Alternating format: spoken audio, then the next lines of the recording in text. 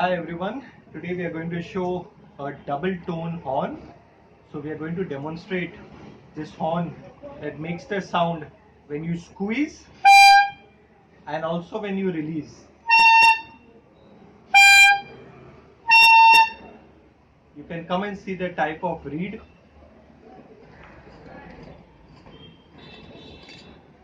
So if you see this is a two-tone reed.